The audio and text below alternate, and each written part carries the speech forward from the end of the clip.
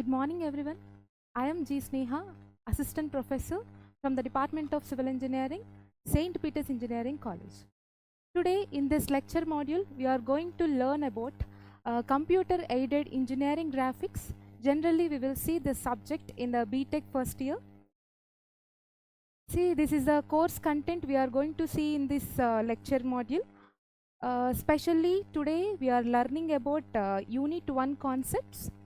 Generally, in the Unit 1, we are going to discuss conical sections like ellipse, parabola, hyperbola, how to draw this, what are the constructional steps to draw ellipse, parabola, hyperbola, cycloid, and epicycloid, hypocycloid. These are all the conical sections and constructional procedure we are going to learn in this module. Yes,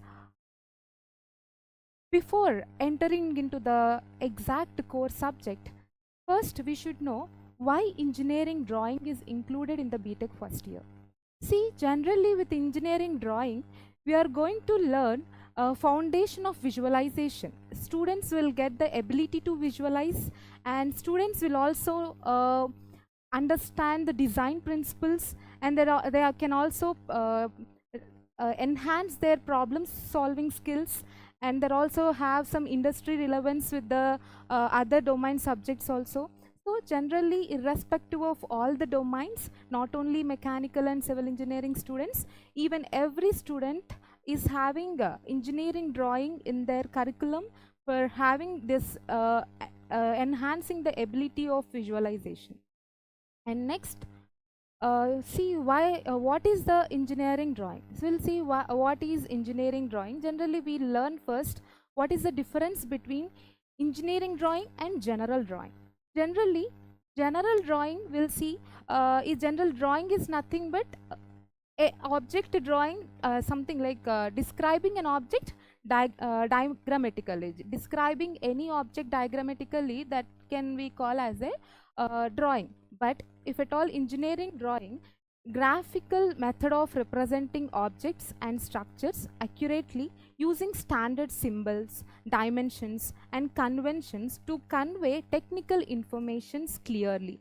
So generally, engineering drawing is same like a general drawing, but we are drawing with exactly with the dimensions, with some conventional symbols, and that we can say that as a purely it represents an engineering drawing. The classification of drawings. Generally, drawing is classified as artistic drawing as well as engineering drawing. Artistic drawing is nothing but maybe if anyone is drawing any image or any visualization or any kind of imagination and abstracts, generally rough sketches can be called as an artistic drawing. But engineering drawing, same visualization we are representing on a paper with the symbols, conventions, and to the scale we are drawing, that can be say as a engineering drawing. Engineering drawing can be drawn in two ways. One is manual drawing, another is using a software called CAD.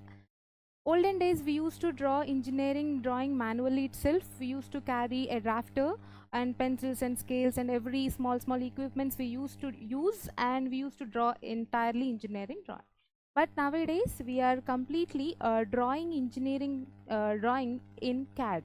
So that is the reason our subject name itself, engineering drawing, is completely we change it to engineering drawing, computer aided engineering drawing. So yes, these are the topics we are going to learn today, like ellipse, parabola, hyperbola, and what are the different ways we have to draw all these conical sections. Generally, Unit 1 of this engineering drawing is completely focusing on conical sections. There are generally three types of conical sections we have: ellipse, parabola, hyperbola.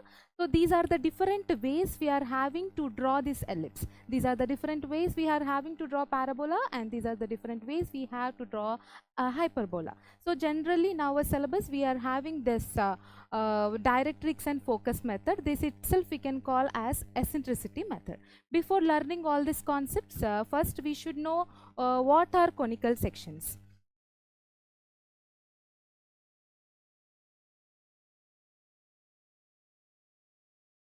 Yes.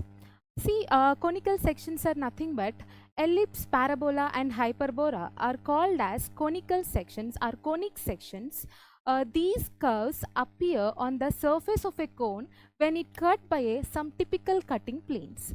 Let us learn individually. See, for example, if you are talking about an ellipse, we are considering a cone which is cutting by a cutting plane. This cutting plane should pass through the all the generators.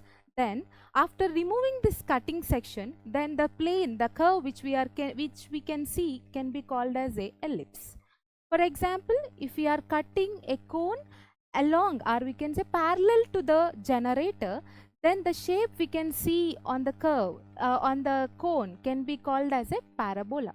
If we are cutting any cone which is parallel to the axis central line, we can say it is an axis central line, then the shape we can say is called as a hyperbola.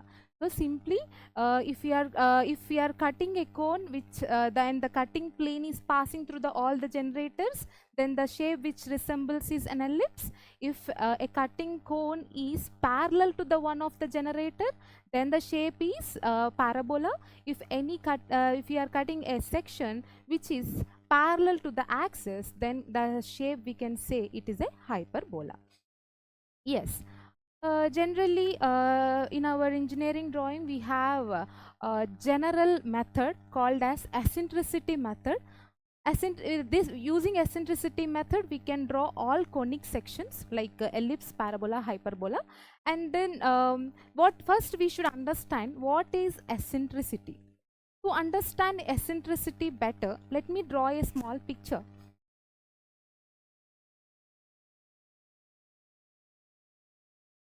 See,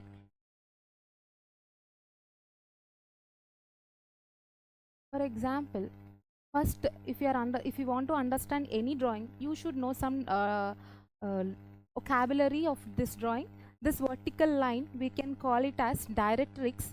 Generally, these words we can help only in ellipse and parabola, hyperbola areas itself. This is a vertical section. We can call this vertical line as a directrix, and this is major principal axis. If we can call it is a major principal axis. This generally, if we put a point here, this is a fixed point. If we consider this is a focus. For example, if I draw an ellipse like this, I will take a fixed point on this ellipse. The distance between this fixed point, I am naming this fixed point as P. The distance between this P to F, that is PF, by, if I am taking that, if for example, I am considering this distance and I am naming here it as A, then I'm giving this as like AP. See, the distance between this P to F and P to A, this ratio can be generally called as an eccentricity. So now we can understand, see, these are the loci of points moving on a plane such that the ratio of its distances from a fixed point and a fixed line is always constant. This ratio generally called as an eccentricity. So eccentricity here is nothing but from a fixed point on the ellipse or parabola, hyperbola, we can say that point to this foci as well as this point to this directrix, this distance, these two distances we are considering, and their ratio is considering as an eccentricity. If this ratio is less than 1, then we will get ellipse as a conical section. If we are drawing any section with eccentricity is equals to 1, then it will give a parabola. If we are drawing any section with an eccentricity greater than 1, then it will give hyperbola. This is a general introduction, I can say, this about a general method or eccentricity method. Let me show one parabola, how it resembles in real time, how we'll see in AutoCAD. So generally we can see that this is our parabola. Real time we'll see, we will construct like this. I will show constructional steps to draw this kind of parabola. See this, I just said that vertical line we will call it as a directrix. This is our directrix. This is our principal axis plane, and here we can see this is our focal point. And now if we want to represent here an eccentricity, the eccentricity here, it is nothing but, for example, if this is our fixed point, the distance between this fixed point to focus and the distance between the directrix to this fixed point, this their ratio can be called as an eccentricity. So this ratio should be 1 to get the parabola here.